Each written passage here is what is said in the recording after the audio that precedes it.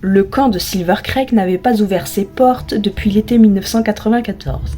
À l'époque, une tragédie inexpliquée avait laissé 3 moniteurs portés disparus dans un lac qui était teinté d'un rouge indélébile. 30 ans plus tard, la nature a repris ses droits, les ronces étouffent les cabanes en bois vermoulu, et le silence y est si dense qu'il semble peser sur les tympans. Pourtant, ce soir, 6 nouveaux moniteurs sont là. Ils ont été engagés pour préparer la réouverture du camp.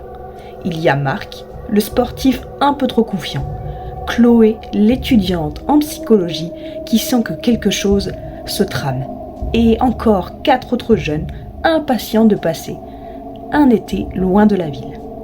Alors que le soleil décline, jetant des reflets orangés et sanglants sur la surface huileuse du lac, Marc plante une hache dans une souche pour le feu de camp.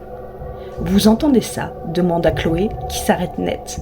« Quoi, le vent ?» rétorqua Marc en riant. « Non, on dirait que la forêt a arrêté de respirer. » À la nuit tombée, une brume épaisse se lève du lac. Ce n'est pas une brume ordinaire, elle rampe sur le sol comme une créature vivante. Léo et Sarah, 2 des moniteurs, s'éloignent du groupe pour aller chercher des couvertures dans le vieux hangar à bateaux. À l'intérieur, l'odeur de moisie et de goudron est suffocante. Soudain, un bruit métallique résonne. Une chaîne qui traîne sur le plancher en bois. Cling, cling, cling. Léo allume sa lampe torche, le faisceau balaie des gilets de sauvetage déchirés, puis s'arrête sur une silhouette massive. L'homme mesure plus de 2 mètres. Il porte un tablier de boucher en cuir noirci, lacéré par le temps, et son visage est dissimulé derrière un vieux masque de soudure rouillée, soudé à même la peau par des endroits. Avant que Léo ne puisse crier, une pince Monseigneur géante lui broie la trachée.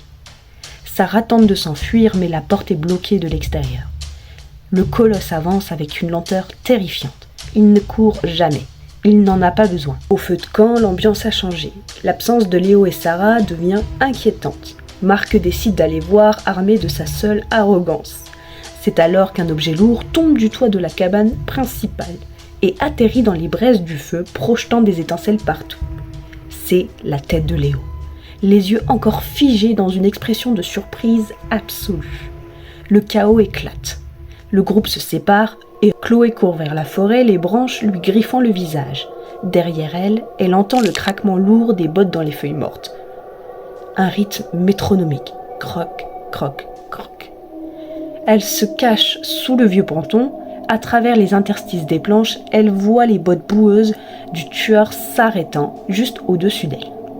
De l'eau croupie goutte de ses vêtements sur le front de Chloé. Elle retient son souffle jusqu'à ce que ses poumons brûlent. Le tueur plante soudainement un pic à glace entre les 2 planches à quelques millimètres de son oreille. Chloé parvient à s'échapper et tombe sur une cabane isolée plus ancienne que le camp. À l'intérieur, elle trouve des photos jaunies. Elle comprend alors la vérité. Le tueur est Elias, l'enfant de la cuisinière du camp en 1994. On racontait qu'il était mort noyé à cause d'une plaisanterie cruelle des moniteurs de l'époque. Mais Elias n'est jamais mort. Le lac l'a gardé, intact, l'a recraché et l'a ensuite transformé par la solitude et une rage surnaturelle. Il n'est plus un homme, il est l'incarnation de la vengeance du camp. Marc est le suivant. Il tente de démarrer le vieux pick-up, mais Elias apparaît derrière la vitre arrière. D'un coup de poing titanesque, il traverse le verre et saisit Marc par la gorge. Le klaxon du véhicule hurle dans la nuit, un chant funèbre qui réveille toute la vallée. Chloé sait qu'elle ne peut pas fuir. Elle retourne au hangar à bateau. Elle y trouve de l'essence, de moteur. Elle attend. Le colosse arrive, sa silhouette découpée par la lune. Il entre dans le hangar. Chloé l'interpelle. « Elias, c'est fini. » Elle craque une allumette et la jette sur le sol imbibé d'essence. Les flammes s'élèvent instantanément, créant un mur de feu entre elle et le monstre. Pendant 1 seconde, à travers le masque de soudure, elle croit voir une lueur de tristesse dans ses yeux vides. L'explosion souffle le hangar. Chloé est projetée dans les eaux glacées du lac. Le lendemain, la police inspecte les décombres fumantes. On retrouve les corps des autres, mais aucune trace d'Elias. Chloé, enveloppée dans une couverture de survie sur une ambulance, regarde le lac. Alors que le véhicule s'éloigne, la caméra plonge sous la surface de l'eau. Là, au fond, parmi les algues et les débris, une main massive et brûlée s'accroche à une racine. Soudain, les doigts se contractent, les yeux de fer d'Elias s'ouvrent sous l'eau. Le camp de Silver Creek attend ses prochains visiteurs. Voilà, j'espère que cette histoire vous aura plu. N'hésitez pas à me dire ce que vous en avez pensé en commentaire et à soutenir la chaîne en vous abonnant, en partageant ou en likant. On se retrouve pour une prochaine histoire d'horreur.